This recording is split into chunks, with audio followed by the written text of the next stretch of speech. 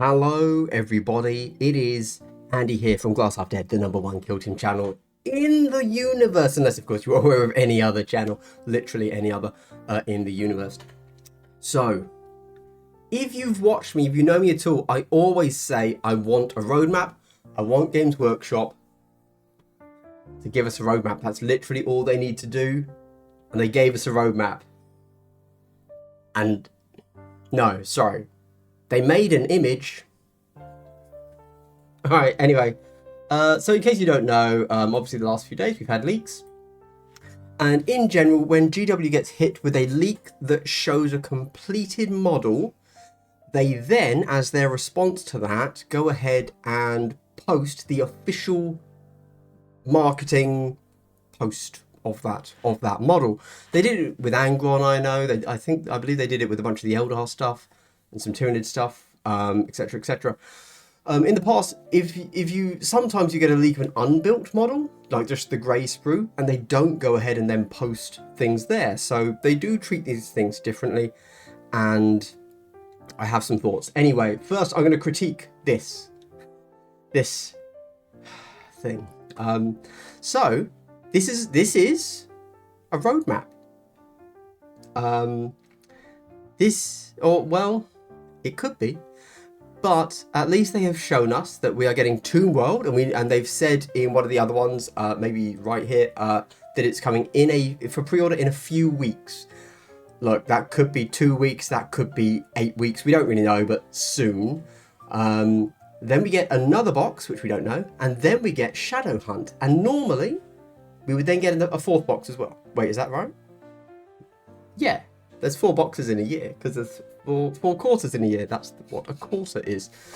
So, when it comes to this, a roadmap, this fails on every possible level, because a roadmap should also have after Shadow, even by GW's own standards, after Shadow Hunt, there should then be another question mark. But also, this fails on the fundamental level of it's not actually a roadmap, because the question mark should be something. It could be one image. As I've said before, GW currently uses like fun logos for all of the teams. You could just put those 2 logos there. That's it. You've done a roadmap. Congrats.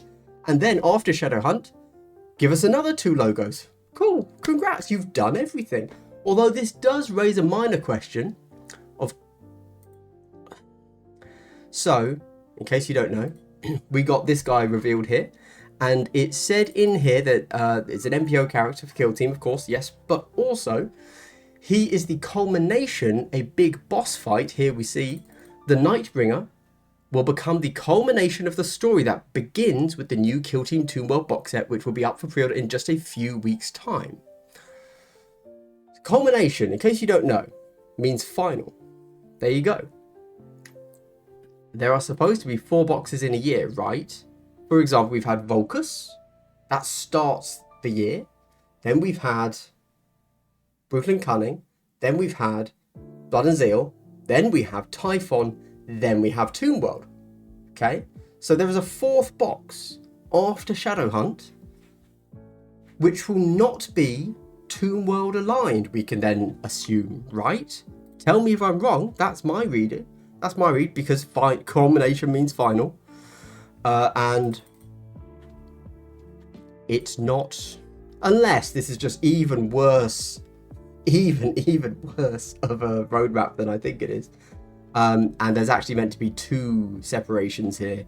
All right, moving on. So anyway, cool. GW tried, but they failed at every level when it comes to a roadmap. Cool. Again, GW, please just put something there. It's a teaser. This is marketing. This gets people excited. Anyway, I will say briefly before I read through this, and there's some really interesting stuff they've revealed here. I was Googling around. So this is the initial article where they showed off the Canoptic Circle and the Death Watch. And if you look at the what are they called? Colors, thank you, of the Necron world here, you have a green metal and then a kind of rock stone However, in these promo pictures, we see it in the background. Let me zoom in for you. In the background, we have it painted the other way around. Which, as someone that is currently trying to figure out the fastest way I can possibly paint my Necron terrain whenever it turns up, has thrown me for a loop. Because I actually really liked this scheme, right? I think this stands out really nicely. But the key, of course, is having those two contrasting colours. And looking at it now, it's like, yeah, there's nothing necessarily about the rock, the stone, that makes it rock or stone. It's cracked, but I guess, you know, necrodermis can crack, maybe. Because it looks totally fine this way as well. Better? Worse? I legit don't know. Drop a comment, please. Which do you think looks better? Light on dark or dark on light? Because I don't know. There you go. Right. Anyway, back to this. There is a video here you can watch if you wish. There you go. What we're going to do. You don't need to know what it says in here, okay? We're going to look at the models again, as we have the actual names in English now. And we're also then going to take a look at what they've revealed as a new way to play the game, or a new style, I guess. So first up, we have the Celestian Insidiants, the Superior, the Relicarius, the Denuncia, the Mortis Sanctus, the Censor, the Abjura, Cremators. Okay, I did not guess Cremators for that. Fair play. And Warriors. Oh, okay. Yeah, so they are these four here are the same models. Clearly, when this becomes a 40k unit, ignore all of these, and you're just going to build all Cremators or all Warriors, and presumably they will just be called Insidiants. You know, Celestian Insidiants. They'll still be called that, but you just don't have any of these, and they will just get a forward deploy because Insidiant means some sort of ambush. Very cool. They are experienced battle sisters, so we know they're going to be 3-up saves because they're all in power armor, who prevail against rogue psychers and heretic sorcerers. So their whole thing it's pointing out here is kind of that they're anti-psyker. And I'm just thinking, we don't have psychers in Kill Team, really. We do. We have the psychic keyword, but does that just mean that you're going to create a team? So if this team is good, then they have to be better than they normally are into psychers, right? Logical. And so you would hope that a psychic team could never beat this team, right? Just none of their psychic abilities work. Something like that. Or you cannot use a psychic keyword while you are within 3 inches of them, or 6 inches of the Relicarius and the Censor, right? Something like that, you know? But then you have to have that power level built into the team, and so then they would have to be worse into every other team. So the question becomes, are they going to be too good or too bad? Because it's one or the other, and you can't put a team out there that is just too good and hard locks every psychic team, but then sucks into everything else. It's okay. And then we get the Murderwing, which I think so far nobody had guessed was going to be their name from everything we saw. They were like assassin commandos or something. So this is the Raptors and Warp Talons, and we now get the Champion, the Huntmaster, the Shrieker, the Sky Seer, the Depredator, the Curse Claw, a Raptor and a Warp Talon, and a Chaos Lord. Now, let me tell you my fear. Here's my fear. The Chaos Lord is going to be on a 40 mil base. And it's a character model, so over in 40k, we're getting a reset of the Raptor and Warp Talon squads. Cool. Into the box, they are also throwing a Chaos Lord. He's going to be our leader. Cool. Here's my fear. We saw how many models we have here. Raptor, Warp Talon, Curse Claw, Depredator, Wait, I didn't count right. Sorry, I'm mentally challenged. Raptor, Warp Talon, Curse Claw, Depredator, Sky Seer, Shrieker, Huntmaster, Champion. Okay? That is, by my count, 8 specialists.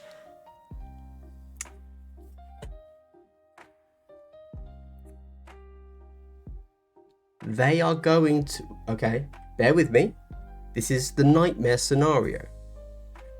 They only give us a single unit of 5 to build this kit. Because we can see, and this is how they normally do it, so it's not a big surprise, but we can see that all of these poses are doubled up. So this is made from 2 full kits. They made a special note for the Death Watch that you are going to be able to build enough. You're going to be able to build 10, although there are 11 operatives, but you can build 10. They have not said here you can build 10. We are giving you 2 5-man kits in this box.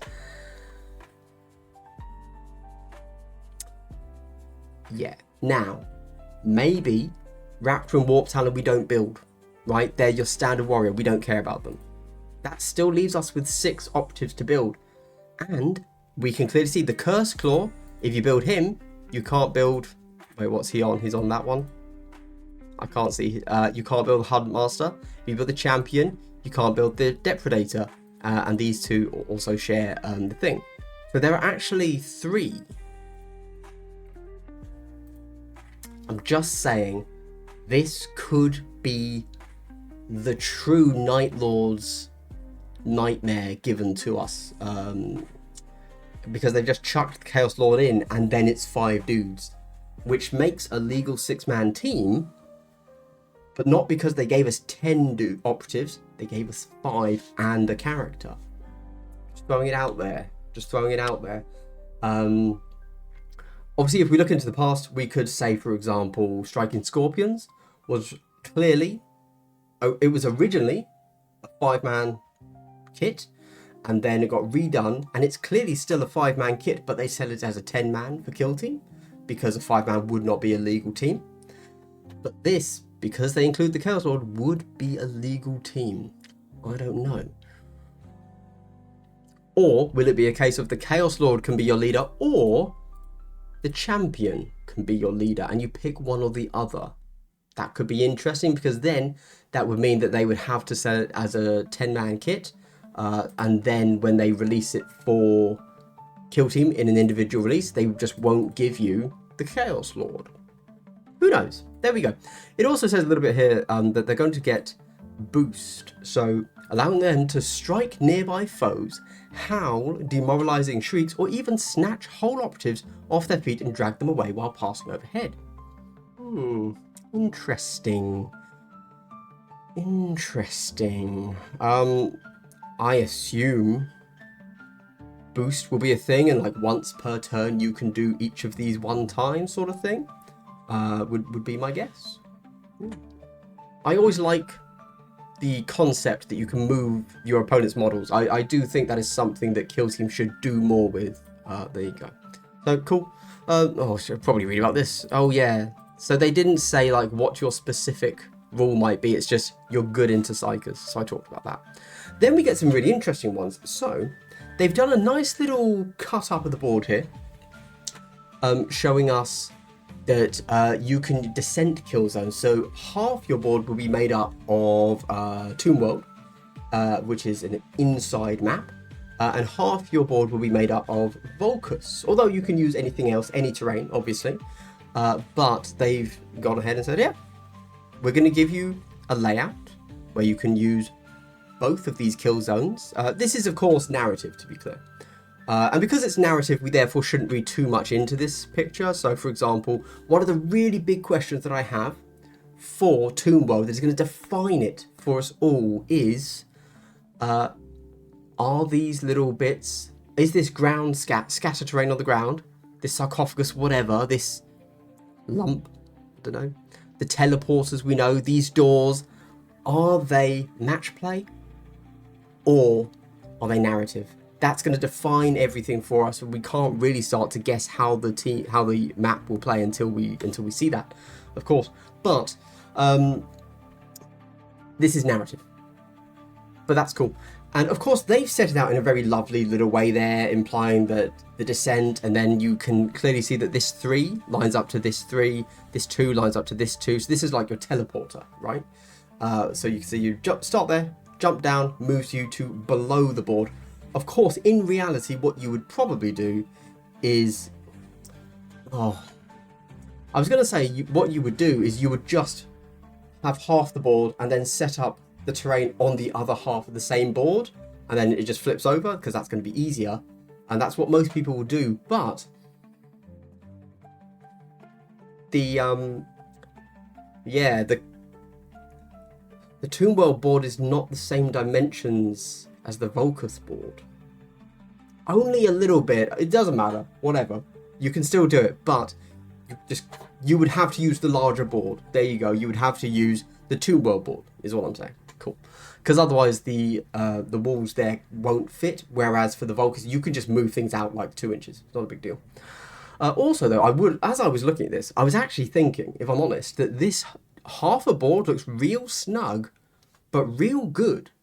It would be really interesting to see if they could take, like, obviously I lean towards the idea that it's smaller, therefore,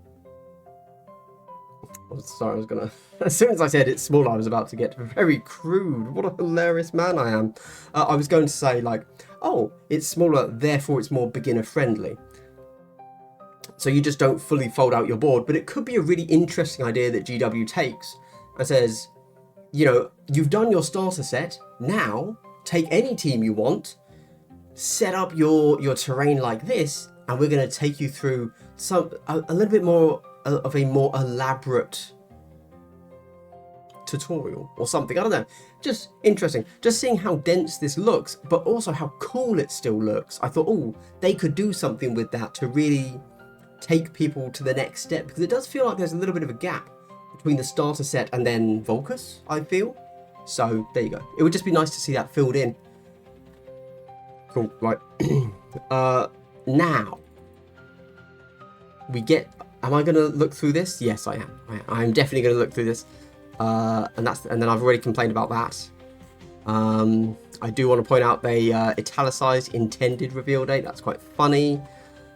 Cool. So let's have a quick look through this, and then I have one more point to make, which is about narrative spoilers. There you go. Right. So very quickly, first things, but right off the bat, everything on the top there, I think it's just red on grey, right? Like, my God, I can't see that. There you go. Like, it's a struggle for me to see. We see these are the fleur-de-lis, right? And that's an eye. I don't know. I can't tell what's going on here. What's that? I don't know. All right. Cool. But this is obviously the sisters, Insidiators, sorry. And then the Murderwing, cool name, by the way. I do like the name Murderwing. Has less tokens. Oh, and they've got one. Oh, what are these? No, those are for the kill zone. They're for these. Okay. So that's not for the boys. That's not for the lads. Hold on. Objective number 4.